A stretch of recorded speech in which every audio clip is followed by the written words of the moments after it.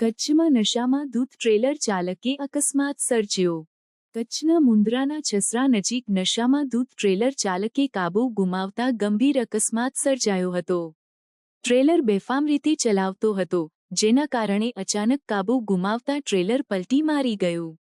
આ ઘટનામાં સદનસીબે કોઈ મોટી જાનહાનિ થઈ નથી, પરંતુ આ ઘટના સ્થાનિક લોકોમાં ચિંતાનો વિષય બની છે। આ અકસ્માતમાં ટ્રેલર ચાલકની બેદરકારી સ્પષ્ટ થઈ છે। નશામાં ધૂત ચાલકના કારણે આ પ્રકારની ઘટના બની છે, જેનાથી ટ્રાફિક નિયમોના ઉલ્લંઘન અને નશામાં વાહન ચલાવવાના જોખમો પર ચર્ચા થઈ રહી છે। આ ઘટનાએ ટ્રાફિક સુરક્ષા માટે કડક પગલાં લેવાની જરૂરિયાતને ઉજાગર કરી છે। પોલીસ દ્વારા આ ઘટનાની તપાસ શરૂ કરવામાં આવી છે। ટ્રેલર ચાલક વિરુદ્ધ કડક કાર્યવાહી કરવામાં આવશે, જેથી આ પ્રકારની બેદરકારી ફરી ન થાય। આ સાથે ટ્રાફિક નિયમોના પાલન માટે લોકોમાં જાગૃતિ ફેલાવવા માટે અભિયાન શરૂ કરવાની જરૂર છે।